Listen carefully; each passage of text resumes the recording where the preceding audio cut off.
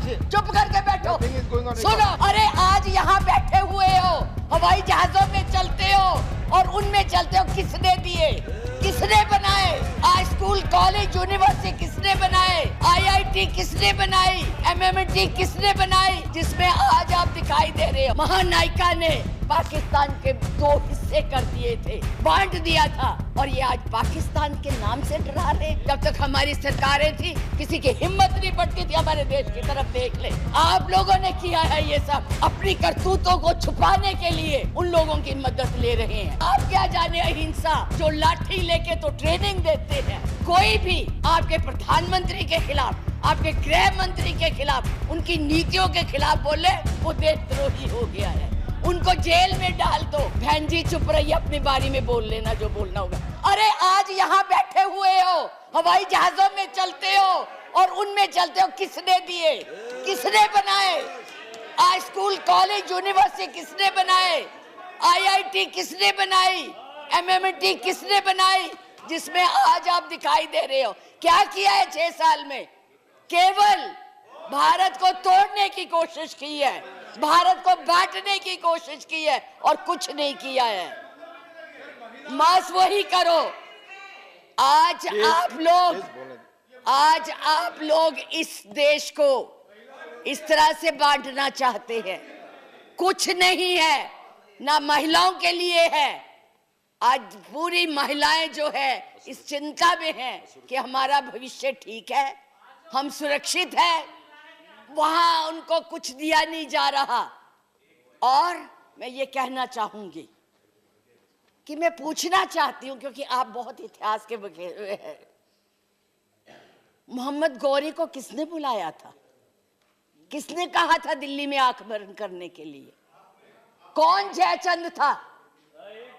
कौन जयचंद था? महाराणा प्रताप जब हल्दी की घाटी में लड़ रहे थे, किस राजा ने उसकी मदद की अकबर के खिलाफ में? बैठ जाइए, बैठिए, चुप करके बैठो। सुनो मैडम, प्लीज आप चेयर को एड्रेस करें। मैडम प्लीज, इस तरह की भाषा एक भील जाति के लोगों ने, एक भील जाति के लोगों ने महाराणा प्रताप का साथ दिया था। कहां थे तब?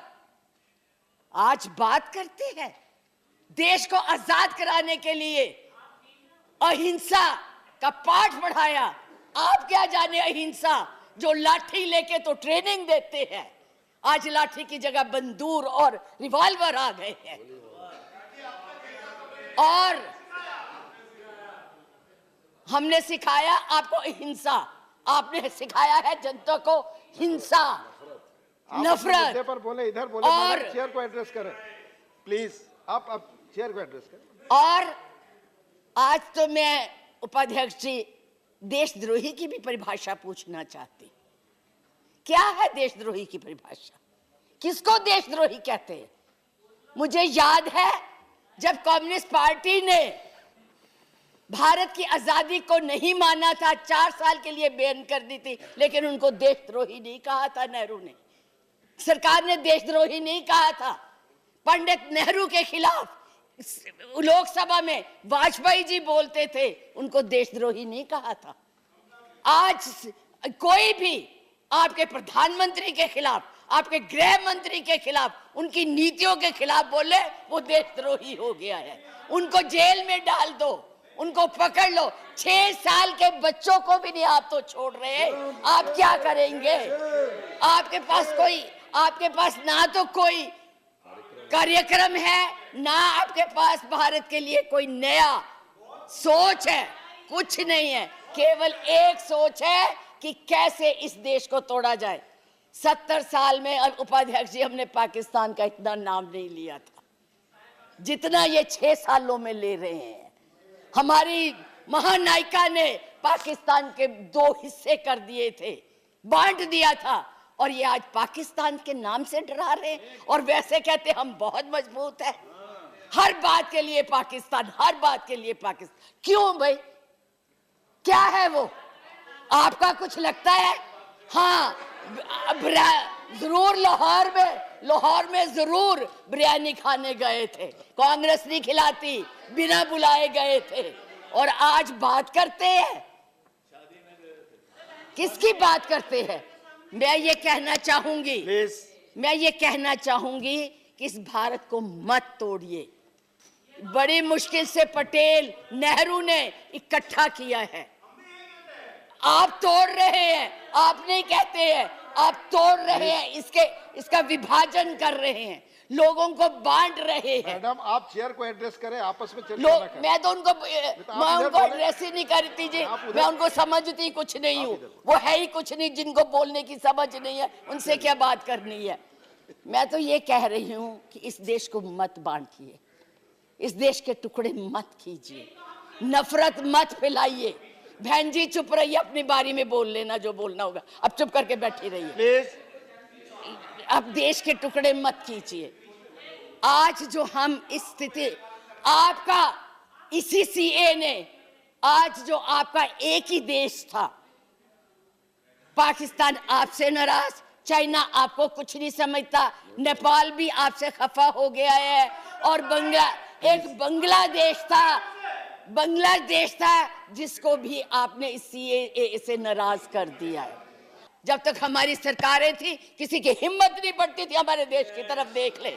आप लोगों ने किया है ये सब, अपनी करतूतों को छुपाने के लिए उन लोगों की मदद ले रहे हैं।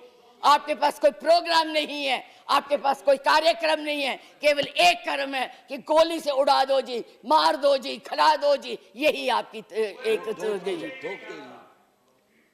यही आप करने जा रहे हैं। इसलिए मैं आप लोगों से कहती हूँ कि इस देश को मत बांटिए, इस देश की एकता को बनाए रखिए। इस देश में जो भी यहाँ है, आज वो सदियों से रह रहे हैं, अभी नहीं आए हैं। अब पाकिस्तान और बांग्लादेश, अरे भाई वो तो है ही इस्लामिक कंट्रीज, उनके बारे में क्या बोलना है। हम तो सेकुलर, हम तो धर्म को मानते हैं। किस धर्म की बात आप करते हैं, किस राम की बात करते हैं जिसने अपनी मर्यादा को रखने के लिए जनता की बातें सुनी थी। उस जनता की बात सुन के उसने सीता को वनवास भेज दिया, और आप लोग बात तक नहीं करना चाहते।